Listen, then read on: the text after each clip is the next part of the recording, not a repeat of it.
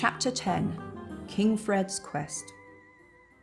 King Fred strode from the throne room feeling quite delighted with himself. Nobody would ever again say that he was selfish, vain, and cruel.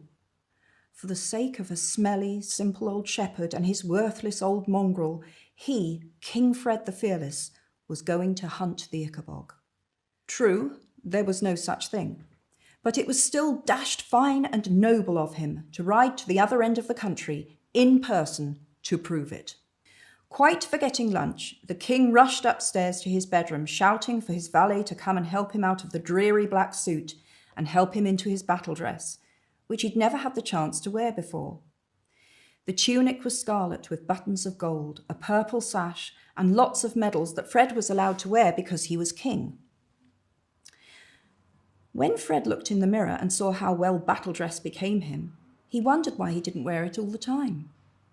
As his valet lowered the king's plumed helmet onto his golden curls, Fred imagined himself painted wearing it, seated on his favourite milk-white charger and spearing a serpent-like monster with his lance.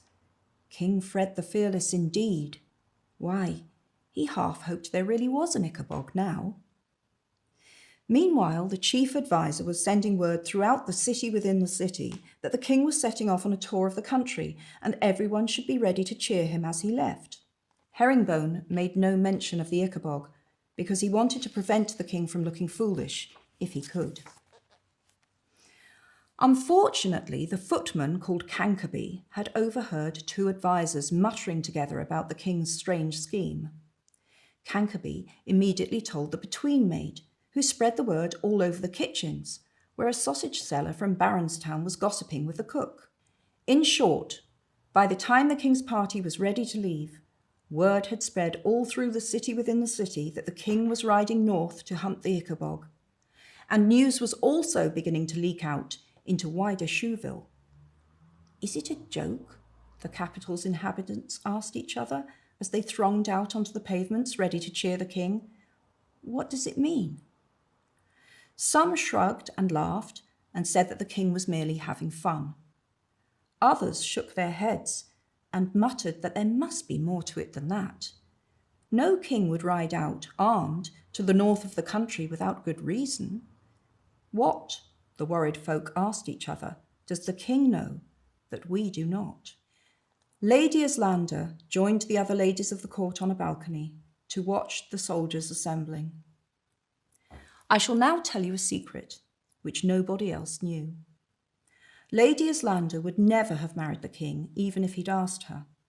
You see, she was secretly in love with a man called Captain Goodfellow, who was now chatting and laughing with his good friend Major Beamish in the courtyard below. Lady Islander, who was very shy, had never been able to bring herself to talk to Captain Goodfellow, who had no idea that the most beautiful woman at court was in love with him. Both Goodfellow's parents, who were dead, had been cheesemakers from Kurdsburg. Though Goodfellow was both clever and brave, these were the days when no cheesemaker's son would expect to marry a high-born lady. Meanwhile, all the servants' children were being let out of school early to watch the battle party set off. Mrs. Beamish, the pastry chef, naturally rushed to collect Bert, so that he'd have a good spot to watch his father passing by. When the palace gates opened at last and the cavalcade rode out, Bert and Mrs. Beamish cheered at the top of their lungs. Nobody had seen battle dress for a very long time. How exciting it was, and how fine. The sunlight played upon the golden buttons, silver swords, and the gleaming trumpets of the buglers, and up on the palace balcony, the handkerchiefs of the ladies of the court fluttered in farewell, like doves.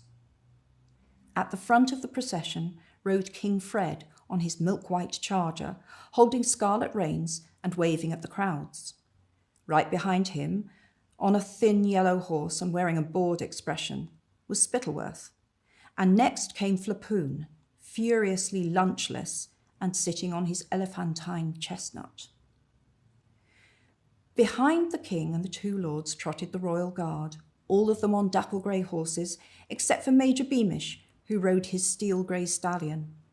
It made Mrs. Beamish's heart flutter to see her husband looking so handsome.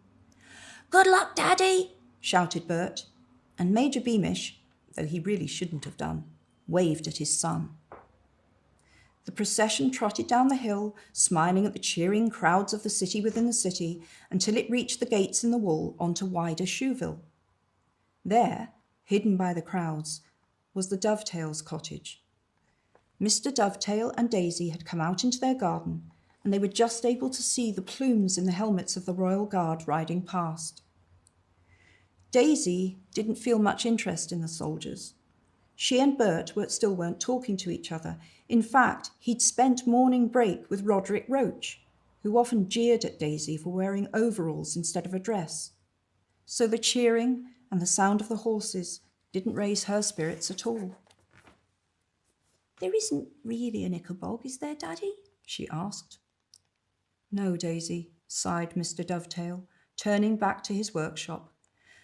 "There's no Ichabod, but if the king wants to believe in it, let him. He can't do much harm up in the marshlands."